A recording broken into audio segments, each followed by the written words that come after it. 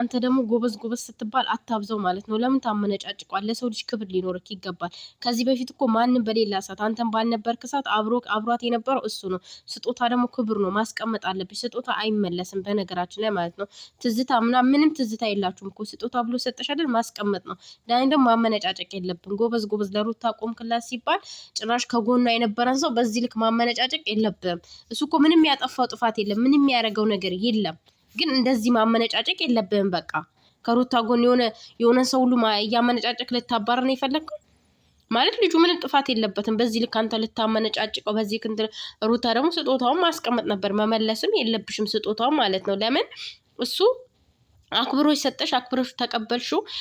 የሆነ ሰዓት በከፋይ ሰዓት አብሮሽ ነበር በከፋይ። አሁን ደግሞ ዳኒ ሲመጣ እሱ ላይ እንደዚህ ማድረግ የለብሽም። በጣም ይደብራል። ልጁ እኮ በጣም የሚያሳዝን ልጅ ነው። የምሬ ነው። መናገር ማለት ንግግር አይችልም። በቃ አንዳንዴ ዝምተኛ ሰው ፍሩት ይባላል።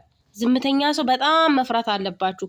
የሆነ ሰዓት የተነሳ ሰዓት ማለት ነው ይጨርሳችኋል። በነገራችን ዳኒማውን አንተ እንደዚህ ስትወጣጠር ማለት ነው እዛው ወጥሮ እንዳያስቀምጥክ የምር ወጥሮ እንዳያስቀምጥ። እኔ የምሬ በጣም ነው ያሳዘነኝ ደስታ። በዚህ ልክ የሆነ ሰዓት ባዘናችሁ ሰዓት አብሯችሁ ሆኖ የሆነ ደስተኛ የሚያረጋችሁ ደግሞ ሰው ሲመጣ እሱን በዚህ ልክ መክፋት ጥሩ አይደለም። የምር በተረጋጋ መንፈስ ቀስ ብለሽ በህይወቱ ብትወጪ ምንም ከቤትሽ ገፍተሽ አወጣሹ ምናምን ያመጣል ይሰድበዋል፣ ያመጣል እንትን ይሄ ልጅ አንቺን ስላፈቀረሽ ነው ይሄ ሁሉ የሚሆንበት ማለት ነው። እና አንቺም ደግሞ የሆነ እንትን ሊኖርሽ ይገባል።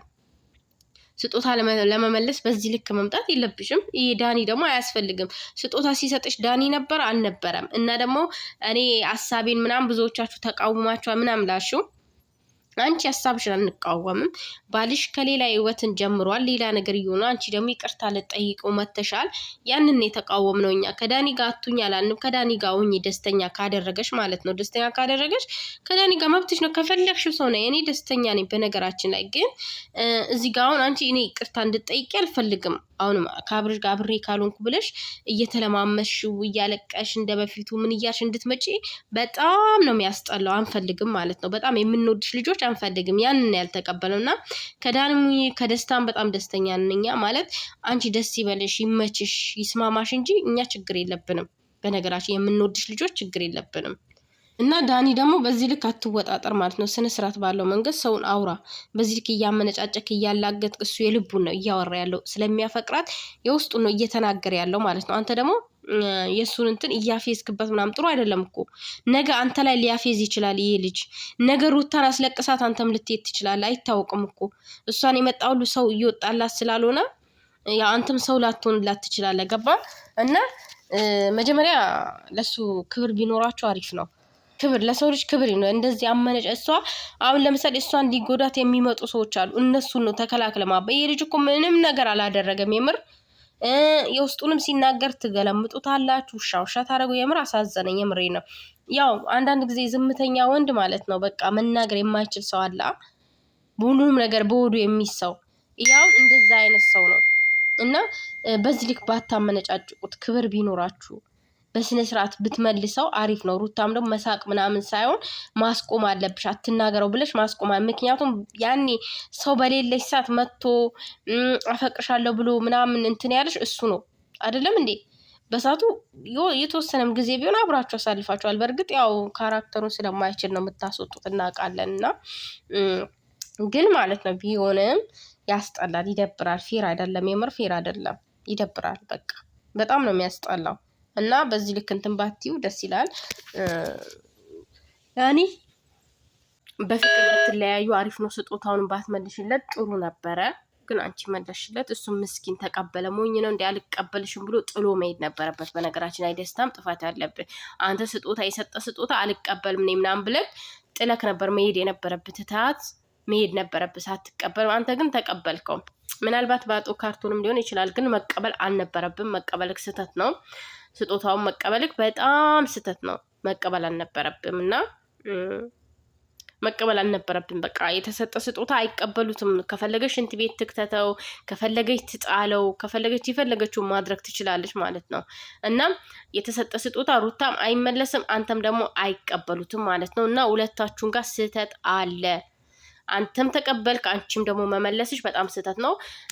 እሱ በፍቅር በሆናችሁ ሳትሰጣችሁ ስጣሉ መመለስ እኔ እንጃ ይመለሳል እንዴ ውዶች? አይመለስም። እኔ ስጦታ ሲመለስ አላውቅም። እንደውም ስጦታውን በእንክብካቤ ነበር ማስቀመጥ የነበረብሽ። ቢያንስ ታስታውሻዋለሽ፣ ማስታወሻ ይሆናል። እና ልጁን በዚህ ልክ ጄጅ ባታረጉት አሪፍ ነው። ዳኒ በተለይ ጄጅ ባታረገው አሪፍ ነው። ክብር ይኖረክ። በቃ ማለት ለሰዎች ክብር የሚባል ነገር አለ። ያኒ እሱ ሩታ እንዲበድላት ወይም ሊያስቀይማት ሊሰድባት ምናምን አይደለም የመጣው። በግድም ደግሞ እኔ ሁኛ አላላትም። ልጁ በነገራችን ላይ ምስኪን ነው። ምንም ነገር መናገር ራሱ ንግግር አይችልም። አልተመቻችሁም።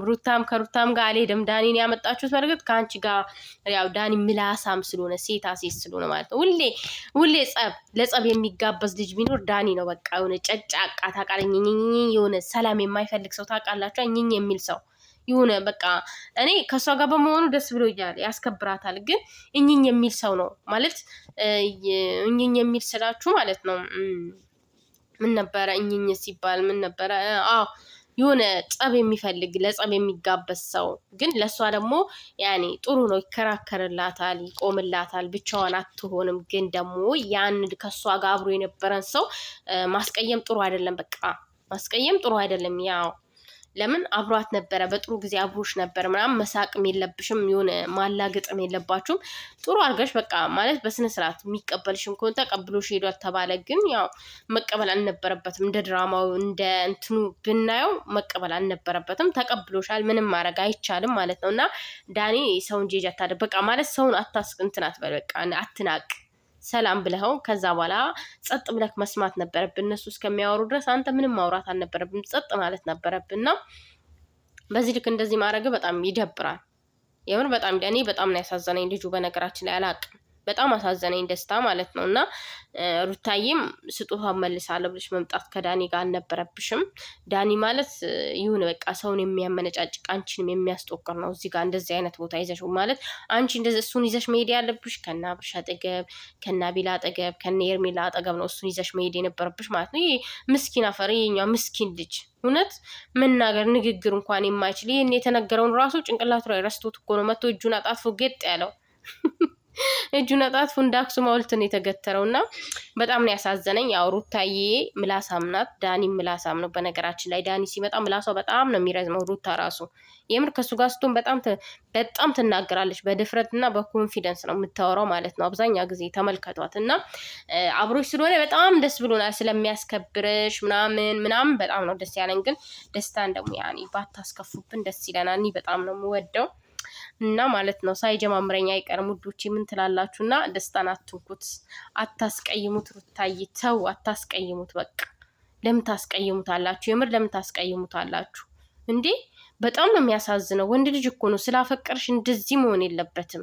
የምሬ ነው የምላችሁ። በጣም እኔ እንጃ በቃ ከመጀመሪያም ጀምሮ በጣም እያሳዘነኝ ነው። አሁንም በጣም ነው ያሳዘነኝ። በቃ ዛሬ ደግሞ በተለይ እጁን ጥፍጥፍ አድርጎ የሚናገረው ነገር ሁሉ ነው የጠፋበት ማለት ነው። የምር ምላስ